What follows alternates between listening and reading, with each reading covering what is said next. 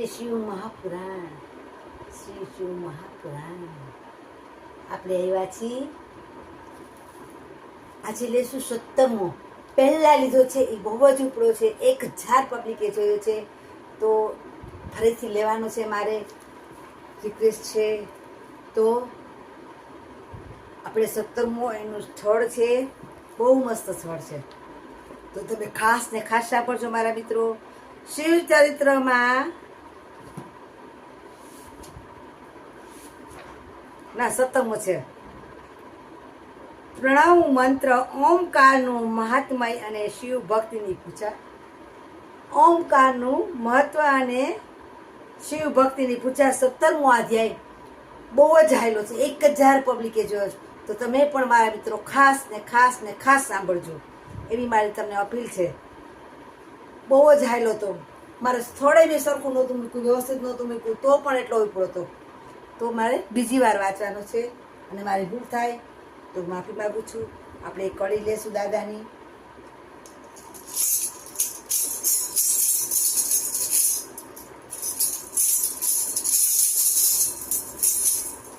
મારે વાંચવાનું નિશ્ચિત થાય તો માફી માગું છું, ક્ષમા માગું છું. લાઈક ના કરો તો કાંઈ, શેર ના કરો તો કાંઈ, સબસ્ક્રાઈબ ના કરતા. 5 જણા મારે 5 જણા ફેમિલીને ખાસ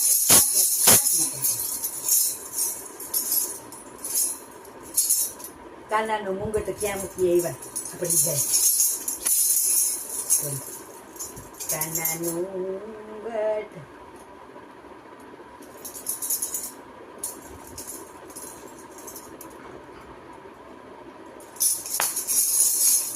કરી લઈએ આપણે.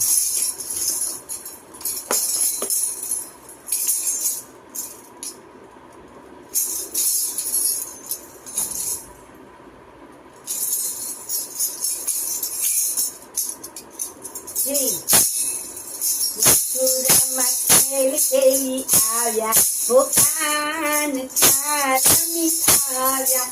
મથુરામાં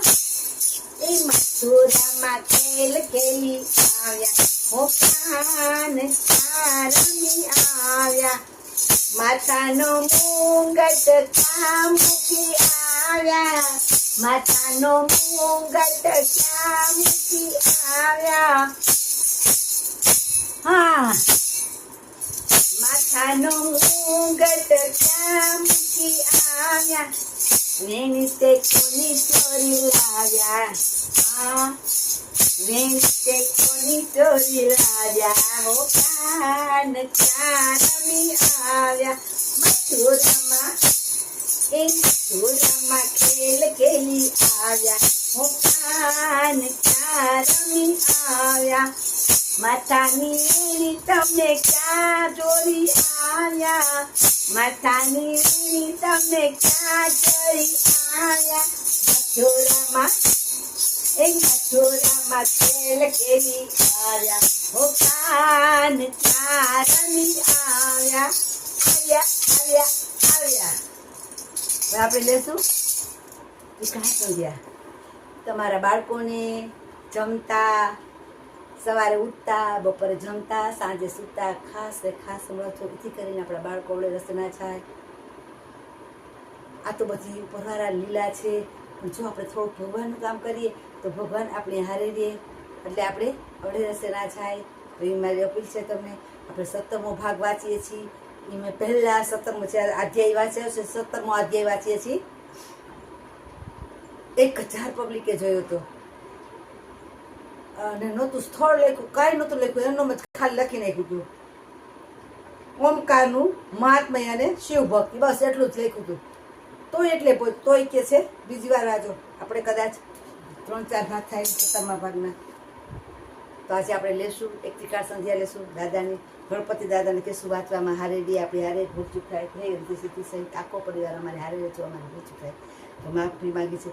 કરાગ્રે વસતે લક્ષ્મી, કરમૂલે સરસ્વતી, કરમધ્યે તુ ગોવિંદમ, પ્રભાતે કરદર્શનમ, સમુદ્ર વસને દેવી, પર્વત સ્તનમંડલે, વિષ્ણુપત્ની નમસ્તુભ્યમ, પાદસ્પર્શ સ્વમ સ્વમે, વસુદેવસ્તમ દેવમ કંસચારૂનમાધન કંસચારૂનમાધન. હે મહામુનિ, હે મહામુનિ, પ્રભુ સુતજી પ્રાણવ મંત્ર ઓમકાર તથા શિવલિંગના મહિમા વિશે અમને કહો. શિવલિંગના મહિમા વિશે અમને કહો. હે મુનીશ્વર, શિવ ભક્તિના મહિમાને જાણવા અમે ઘણા જ આતુર છીએ. શિવ ભક્તિનો મહિમાને જાણવા માટે અમે બહુ જ આતુર છીએ.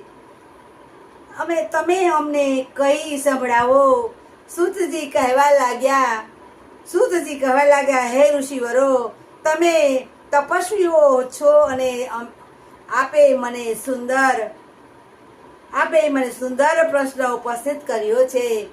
તમે તો તપસ્વીઓ છો ને આપે મને બહુ જ સરસ સુંદર પ્રશ્ન કર્યો છે, પરંતુ તેનો સાચો ઉત્તર તો એકલા જ મહાદેવજી જાણે છે. એનું સાચી હકીકત તો મહાદેવ કે ભોળોનાથ જ જાણે છે. બીજો કોઈ જાણતો નથી. તો પણ શિવ કૃપાથી મેં જે જાણ્યું છે તે હું તમને કહીશ. ભગવાન શિવ અમારું અને તમારું સર્વનું રક્ષણ કરે છે. શિવ અમારું અને તમારું બધાનું સર્વનું રક્ષણ કરો. અરે, પ્રણવ શબ્દમાં પ્રણ એટલે પ્રકૃતિ અને હણ એટલે નવ અને એટલે કે નાવ કાર્ય અર્થ છે. પ્રકૃતિથી જન્મ લઈ સંસાર રૂપ સમુદ્રને તરી જવાની નાવડી એટલે કે પ્રણવ એમ. ડામાં માણસો અર્થ કરે છે અને ઓમકારને પ્રણવથી સંજ્ઞા આપે છે. ઓમકારને એના જ જપ કરતા તપકોને જ્ઞાન આપે છે કે પ્રણવ એ જ શબ્દમાં એટલે કે પ્રપંચ, હણન એટલે કે નથી અને એટલે તમને અર્થાત પ્રણવનો જપ કરતા તમને સંસાર નડતો નથી. જ્ઞાની પુરુષો એટલે કે ઓમકારને પ્રકૃ પ્રેણ નયત ન પુષ્પમાં મોક્ષ ઇતે વા પ્રણવ અર્થાત પ્રકૃષેણ વનયતે. બધા જ ઉપાસકોને મોક્ષ સુધી પહોંચાડે છે અને આ અર્થ તે ઋષિમુનિ પ્રણવ કહે છે. એટલે કે ઓમકાર પ્રણવ મંત્રનો જપ કરનાર યોગીઓ તથા તે મંત્રની પૂજા કરનાર ઉપાસકોને સમસ્ત કર્મોનો નાશ કરી તે દિવ્ય નૂતન જ્ઞાન આપવા વાળો મંત્ર હું પ્રણવ છે. એ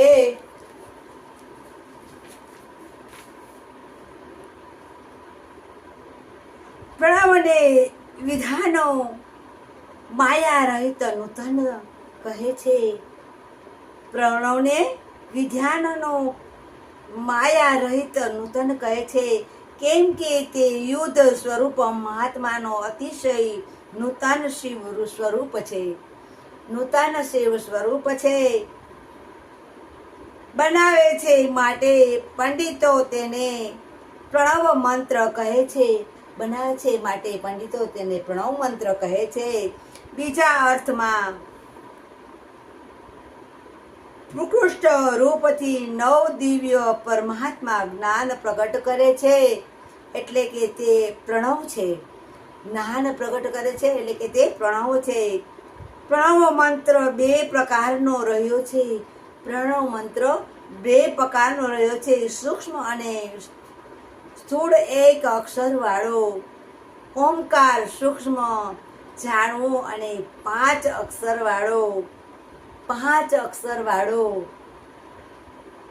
ઓમ નમઃ શિવાય સફળ કહેવાય છે. ઓમ નમઃ શિવાય એ સફળ કહેવાય છે. જે સૂક્ષ્મ છે તેના 5